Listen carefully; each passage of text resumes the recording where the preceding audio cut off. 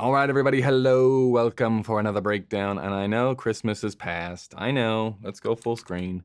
But this is a Christmas story, and it's really well done. It's a good looking ad, lots of great cinematography. We're going to be talking specifically about this scene. We won't go into much else because it's a big, long one.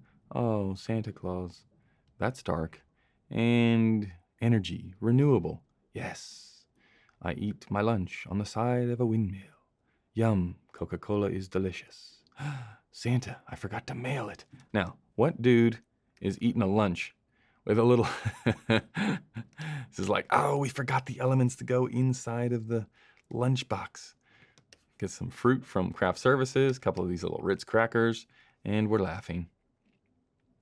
Oh, I just realized I'm starving because I only have crackers and apples. Quick, get the boat. We zoom off. Dun, dun, dun, dun. Oh, motor dead. Jump in. Jump in. Just do it. And does he jump? No. Oh, they got the, what's the movie directed by Angelina Jolie, shot by Roger Deakins, this shot from that movie.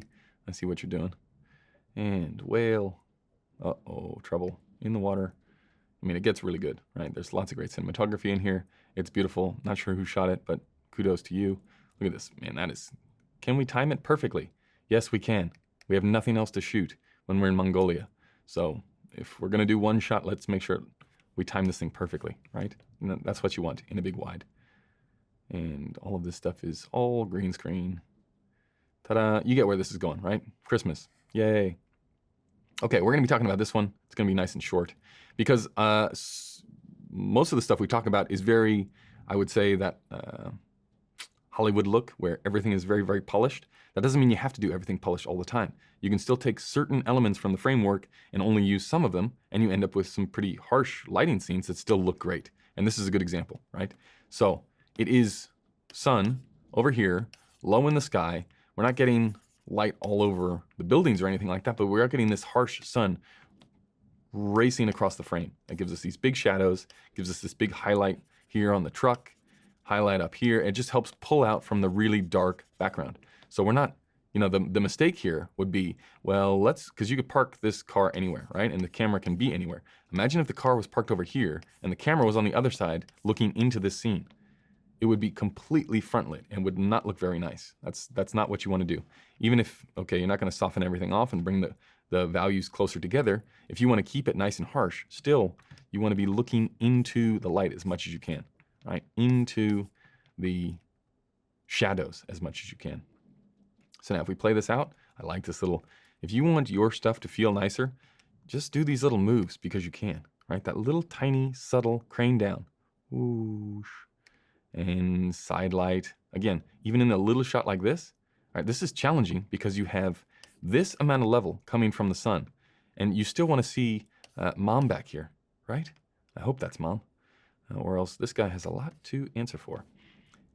So you've got her in the garage, in a dark, dark garage, and you've got these little practical lights, and you also have the hot sun to deal with. Now, normally what you would do, if you were gonna soften this up, is you add whatever this is, it's not that big.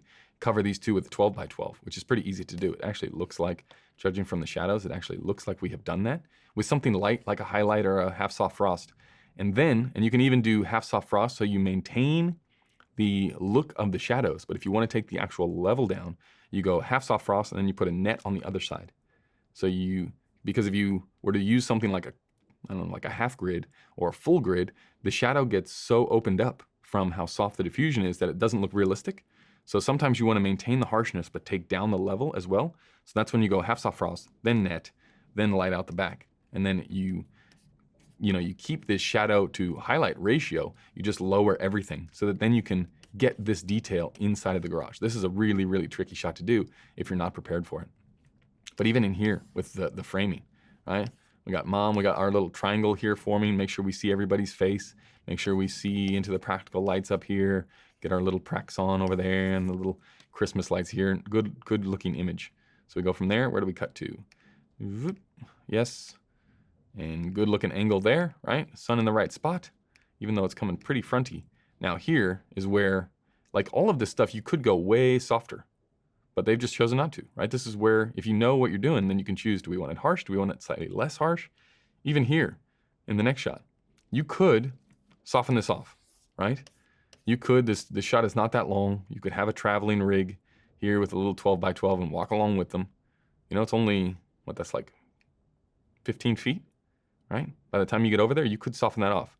But this harshness is still, if you get the timing wrong, and this is all over his face, instead of having this cool little shadow, it's not that great. You know, if you're going soft hob, you would want the shadow coming here, and then soft up the top here. But the problem is, this is what hard on the face looks like on the shadow side. You see the contrast difference between here and here.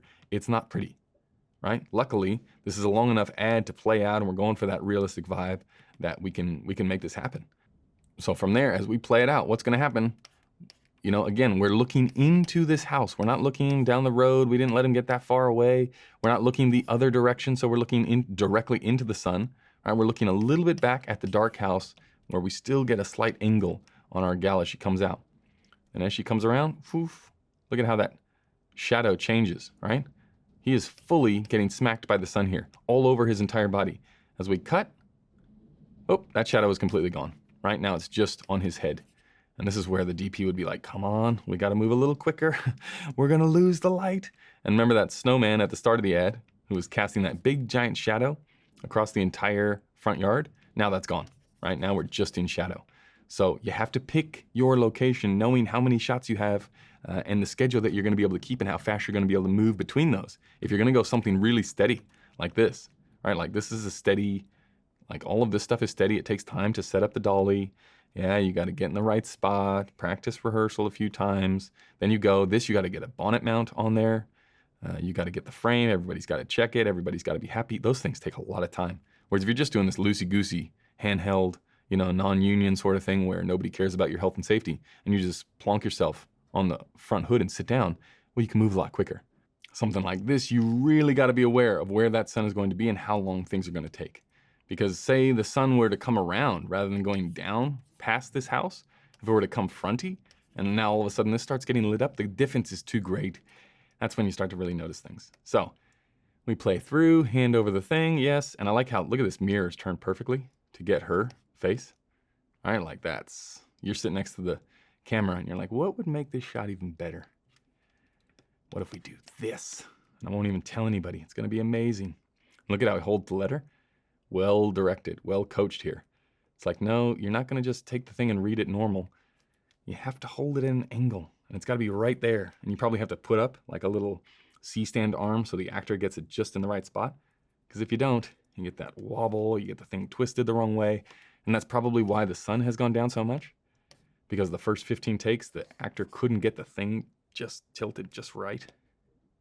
And we're out. And then it gets really dark. This is what backlit looks like when you don't do anything to the interiors. Feels like there's a little bit of something, which probably in the actual car itself, pushing level back here.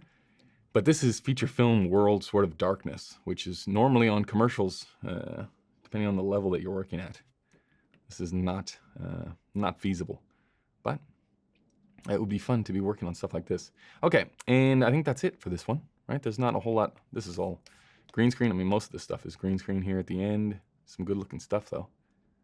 Beautiful looking ad. Anyway, okay, that's gonna do it. If you come to a location and you know you're gonna have 4 or 5 shots there, it's gonna be all steady, just plan accordingly, and you may not be shooting the wide first, you know, sometimes you'll have to work backwards and do all of the coverage first and then end up with the wide because that works out. For the location, just something to keep in the back of your mind. Okay, that's gonna do it. Many thanks, and we'll see you in the next one.